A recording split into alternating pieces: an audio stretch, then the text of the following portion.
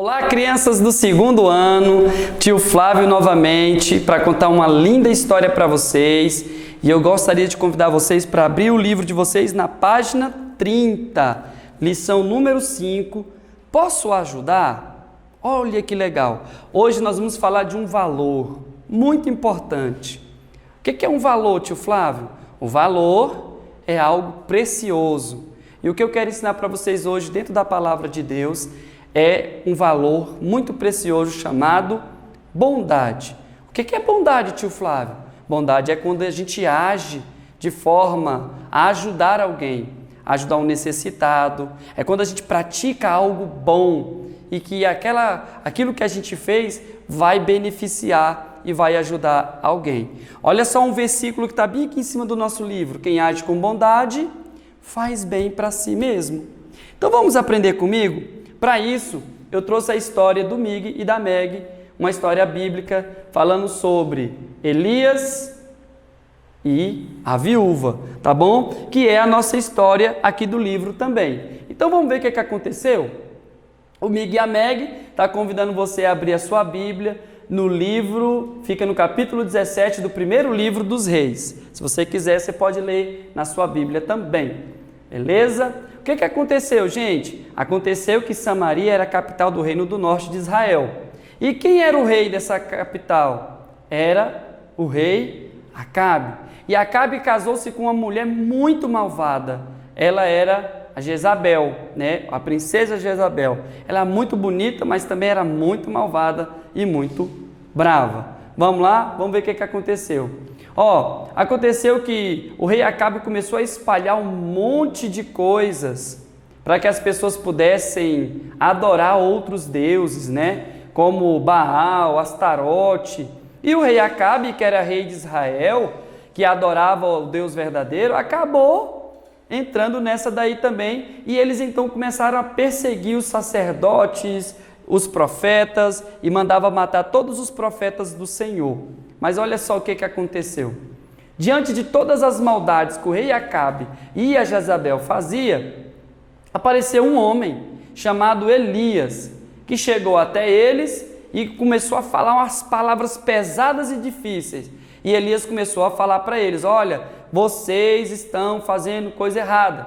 Com isso, Elias passou também a ser ameaçado, né? Ele começou a correr risco de morte, porque ele anunciava as palavras do Senhor, mensagens pesadas contra os pecados do rei Acabe e da rainha Jezabel. Vamos lá. Quando finalmente, eles estavam frente a frente, Elias e o rei Acabe, Elias então olhou para o rei e disse o seguinte: por que você adora outros ídolos? Não vai mais chover em Israel nos próximos anos. Não vai chover até eu dar a ordem para que chova novamente. E aí ele pediu licença e tratou logo de ir embora daquele lugar carregado. Gente, e durante muito tempo, olha só como é que o sol ficou. Quente, abafado, não caía uma gotinha de chuva. Por mais de 3 anos não caiu água em Israel. Então vamos ver o que aconteceu, depois que Elias falou essa palavra tão dura, tão difícil. Vamos ver o que Acabe e Jezabel fez? Vocês acham que ele ficou parado? Não. Então vamos lá ver no próximo slide, para a gente poder ver o que aconteceu. Aconteceu que Deus falou para Elias: é perigoso você ficar em Israel, Elias. Acabe está procurando você por toda parte. Se esconda no riacho de Querite, perto do Jordão, que é um lugar bem isolado. Então Elias foi para um lugar, ficou lá escondido, aliviado, foi para um lugar que ainda tinha água, foi para um lugar bem verdinho, foi se esconder, porque o rei Acabe e a rainha Jezabel estavam furiosos com ele. Então vamos lá, vamos ver o que aconteceu depois que ele foi lá para Querite. No próximo slide, a gente consegue ver isso daí. Olha lá, Elias ficou acampado lá junto ao córrego, tinha água, e Deus mandava todas as manhãs, os corvos levar para ele pão e carne. E ele ficou durante muito tempo, gente, comendo pão, carne, bebendo do riacho, tempo verdinho, todo lugar bem verdinho. Vamos lá. Quando, gente, acabou a água, acabou tudo isso daí, Deus mandou Elias ir por um caminho, por uma cidade, até uma cidade chamada Sarepta, tá? E Deus falou que lá uma mulher ia cuidar e ia ajudar Elias. Vamos ver o que aconteceu então? Quando Elias chegou lá em Sarepta, gente, tinha uma mulher catando uns gravetos, que são pequenos pedacinhos de madeira. E aí Elias logo olhou para aquela mulher e soube que ela era viúva, ou seja, o esposo dela já tinha morrido. E aí ele chegou lá, falou assim: ô moça, mulher, senhora, traga-me um gole de água e um pedaço de pão. O que a mulher respondeu para ele? Vamos ver o que a mulher falou para ele.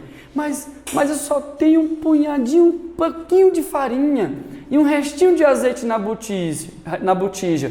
Respondeu a mulher: eu estou colhendo essas madeiras para fazer minha última refeição. Depois não tenho mais nada para comer e morrerei de fome. Olha o que essa mulher falou, vamos lá. E aí Elias olhou para ela e falou assim: mulher, volte para casa, cozinhe primeiro um pedaço de pão para mim. Insistiu Elias. E depois pode preparar a refeição para você e para o seu filho. Não tenha medo. Deus lhe promete que a vasilha de farinha e a botija de azeite não ficarão vazias até que chova novamente. Olha as palavras de fé que Elias falou para aquela mulher. Que se ela agisse com bondade com ele e desse água e pão para ele, jamais Deus ia deixar faltar farinha e nem azeite na casa dela até o dia que chovesse. Então poderia demorar o tempo que fosse, aquela mulher não ia ficar desamparada do Senhor. Vamos ver então o que aconteceu, gente, no próximo slide, para a gente poder ver o que aconteceu aqui. A viúva fez tudo o que Elias pediu, e assim ela partiu, foi lá, fez um pouquinho de pão, deu para ele, e aí, gente, Elias começou a morar lá para ajudar inclusive a viúva num cantinho, e não acabou a farinha, não acabou o azeite, aquela mulher tinha comida, seu filho tinha comida, Elias tinha comida. Vamos ver então o que aconteceu. Olha lá. Mais um dia, o filho daquela viúva ficou muito doente e morreu. E aí Elias levou a criança morta lá no seu quartinho onde ele gostava de ficar, e deitou ele na cama, e ele orava: meu Deus, esta senhora foi tão boa para mim, por que você quer agora tirar seu único filho, seu menino? Próximo lá, vamos ver o que vai acontecer. Eu te peço, devolva-lhe a vida. E Elias insistia com Deus por 3 vezes, ele foi até o menino e orou, sobre o menino morto. Então a vida voltou novamente para o menino, e Elias suspirou profundamente, pegou então o menino pela mão, levou até a sua mãe, aliviado, e falou para ela: olha, veja, ele está vivo. E aí, galera, vamos lá, para a gente terminar. A mãe não cabia em si mesma de tanta alegria. Agora, ela disse o seguinte: agora eu sei que tu és profeta. E ela dava graças a Deus, louvava a Deus. Ela disse que Deus enviou aquele homem santo, Elias, para que pudesse ajudá-la, e ainda louvou a Deus, louvado seja o nome do Senhor. Então a gente percebe que a viúva, ela foi boa para Elias, e Elias foi boa para a viúva. Eles agiram com bondade um com o outro. Ela alimentando ele, dando comida para ele, e Elias, na hora que ela precisou também, orou a Deus para que o filho dela ressuscitasse. Muito bem, então vamos lá, vamos ver o que mais nós temos aí. E é isso aí, pessoal. O Mig e a Meg estão falando para vocês que até a próxima, a gente ainda vai ter outras lições também. E era isso que eu queria contar para vocês, Deus abençoa a gente nessa lição. É isso que Ele quer ensinar para a gente, que quando a gente age com bondade com alguém, um dia aquela bondade vai retornar para a gente. Então seja bondosos. Tem um versículo na Bíblia que diz que a gente nunca deve se cansar de fazer o bem para o nosso colega. Quando você às vezes precisa de uma coisa, o colega vai lembrar: nossa, mas ele já foi bom comigo também. E assim, Deus ele sempre vai nos abençoar quando nós praticamos a bondade. Que Deus abençoe você, até a próxima aula e um beijo a todos.